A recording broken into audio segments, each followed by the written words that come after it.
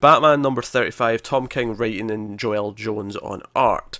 This is the end of this little arc where we've got Catwoman and Batman going to see Talia. They're going to find Holly. We ended last issue with the fight just about to start between Talia and Catwoman. Batman had kind of had the shit kicked out of him. Catwoman pulled a sword out of him to fight. Which they never address. Not really. Did they have to address it? I don't know. I feel like that sword being pulled out and probably did a lot of damage.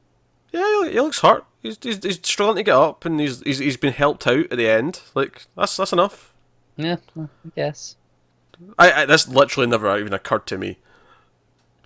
Fine. My God, such a stupid complaint to her. This is a great issue. You're sitting over there whinging about swords not being addressed. It is a pretty great issue. I will say, I don't think it was 800th issue great. Oh sure, yeah, like that was clear with Action Comics. No, actually, Superman. It was Superman, not Action Comics. Yeah, and I think we had Wonder Woman as well recently. Wonder Woman, yeah, that was the last issue. Wonder Woman was as well. Clearly, they didn't actually sort of plan around those. They just sort of went, oh, those happen to be the 800 or 700th issues. Let's give them a variant cover, acknowledging the fact that it's 700 or 800, and that was about it. So that said, though, fine. Out of all the issues, this is the best of those anniversary issues, just because it's a really good issue. I agree. I think it's a great issue. So, you take that for what it's worth. Obviously, Joelle Jones's art is fantastic. She is back later in the year, in December. Yeah, I will say, Joelle Jones knows how to pace a sword fight. I think it's something in comics that is often lacking. Sword fights, I think, because some of the motion can be... There's very repetitive actions, swords, a lot of it. It's, the clashing together and then the moving apart. So often I feel like in comics, when I see them, kind of feels stale after a few pages. I actually would extend that to all media with sword fights in it. That's fair. I think sword fights are one of the most boring fights you can have in a movie. Okay. So that's why I don't like pirates. I feel like the sword fighting is boring, so I never get into it.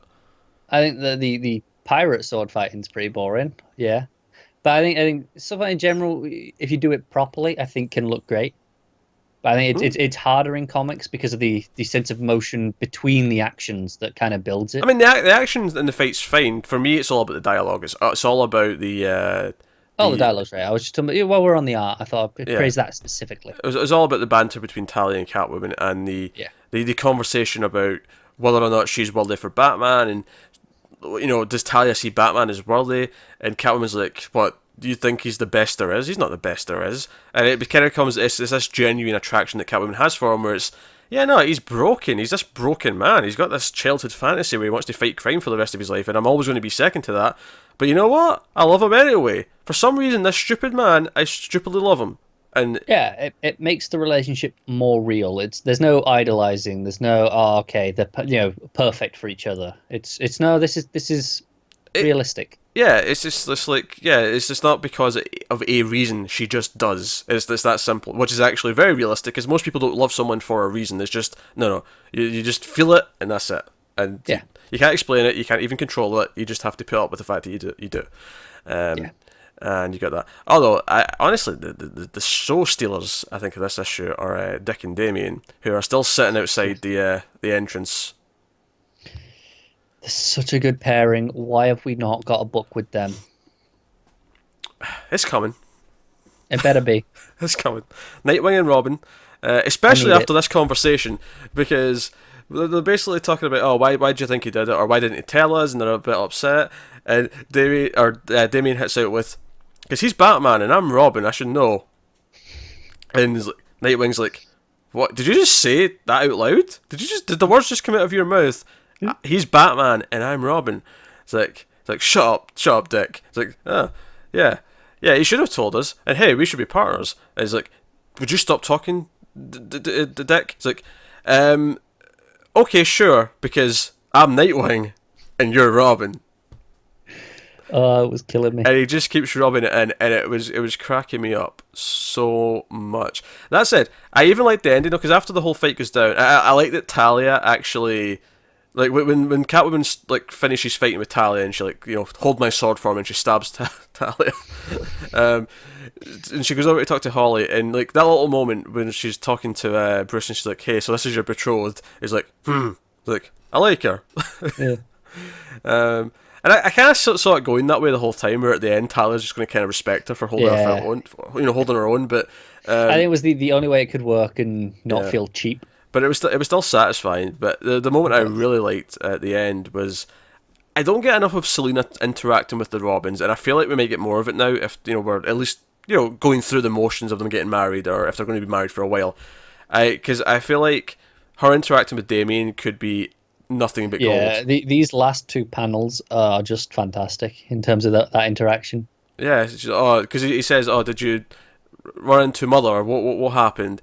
And Selena just says, "Oh, she stabbed your dad, so I stabbed her." And then he's just like, "The more things change." Yeah. I think he's just, I see. Yeah. Okay.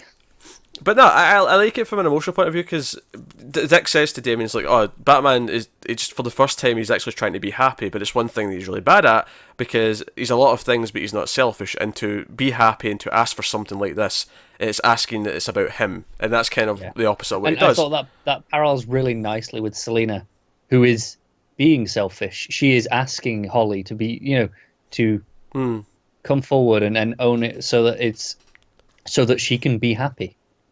And it's a funny thing because it's like, well, yeah, it's nice that she's just asking and not demanding, but at the same time, Holly did murder 200 plus people, and she should own up to that because murder is bad, kids. It is. Yeah, Just for the record. it's pretty bad. But I actually like. Obviously, we've loved how King's handled this Batman Catwoman relationship, and I feel like this moment towards the end where Damien says to Batman, "Are you happy?" and he just looks at Selina and says, "I'm getting there." Like, I actually, I felt a little heartstring tugged just a little bit.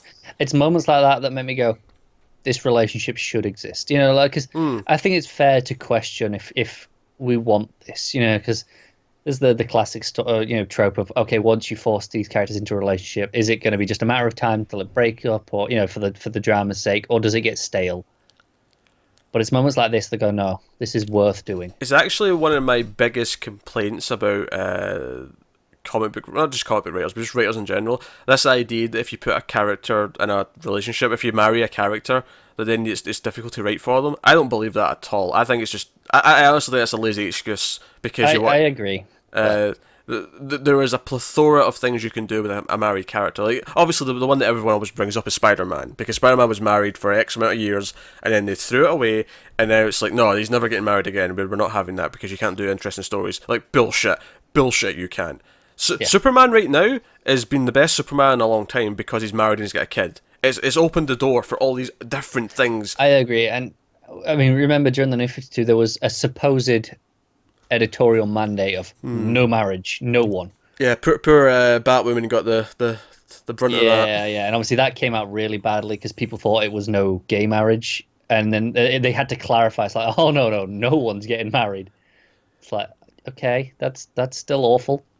Yeah, Give us a variety of stories. We want married and non-married characters. And I feel like with some of these characters who've been around for so long, and they feel like they're in their 40s or whatever because they've been around for a while in universe, say, it's like, no, it makes sense to get to a point where some of them are going to do this. And, part of me, what is a married Batman like for, at least a few years? Yeah, I want to know, what does this change? Like, does it change how he does things? Because it's this idea of, does he want to change to be better for her, or but if he does change, does she go, well, this isn't what that's not the man I was marrying? It's these dynamics. Even less. Obviously that's all valid, but even just in a sort of situational kind of idea, like, does it mean Selena's like hanging around the Batcave with a cup of coffee in the morning whilst the rest of the team's in, like, talking about something? Is she hanging out at the Belfry because she's now kind of like a member? Yeah, is she more? I mean, because she's been riding the line for a while now of hero and anti-hero. Yeah, she's shifted further and further over the years. Is this where she has to become full hero? And I love that thing in that Batgirl issue with the lost dog. No, it wasn't that. Sorry, it was Birds of Prey. It was the recent Birds of Prey where Catwoman showed up, and Batgirl put out she dressed up in Batman's cowl and cape to draw her in, and then Selena was pissed that it wasn't him, and I just wonder like, and that was a fun interaction, and I wonder, like, oh, so going forward now, like, can the rest of the team call on her a little bit easier? Like, will she show up out of, like, almost family obligation? Right, because it's at a point now where she can't do anything actively villainous, because Bruce will go, hey, look, I know you're not perfect, but can we not be villains? Right? Yeah. I think, I think there's some interesting ideas. Does she still get to steal things? Does Bruce go, hey, look, I know you like doing that and you're good at it, but can we not? I think that's actually a fascinating thing to explore with her, is that she's in a mansion and Bruce can literally buy her anything she wants, but she would still rather steal it because it's the thrill of the chase. Right, exactly. Than, yeah. But does because obviously Bruce knows that's what she's like. He knows that that's what she does, but does he expect her to change and stop doing that because of this? I think that's something that'll be interesting to explore. I don't think he does, actually. If I was to call it right now, I feel like he's like, I think by asking her to marry him, he's long accepted who she is. Yeah. And he trusts her never to cross a line. He knows she's not a killer. He knows she's not various things. But I don't think, like, he's going to... A bit of petty theft, fine, whatever. He's not going to, like, intervene necessarily. Like, he's like, keep it out of my face. Like, as far as I'm concerned, this is private business that I don't want to know about. But I'm not... Yeah, to keep it away from me. I hope it gets to a point where the other villains kind of notice this relationship is gotten a bit like, okay, this is even more than it used to be, and like, do they start going, okay, this favoritism, she's getting away with things. I like the idea that they kind of figure out that they've got a connection. Maybe not married, because why would they jump to that necessarily? Yeah, exactly. But I love the idea that they figure out there's a connection, and they kidnap Selina, thinking, oh, she'll be the damsel. And I love the idea that Selina beats them up the shit out of all of them before Batman even shows up. Yeah. And he's just kind of like, you okay? He's like, yeah, I'm fine. I needed the workout anyway, and just stretch as she walks out of the room. Like, I can see scenarios like that kind of cropping up. I think there's so much potential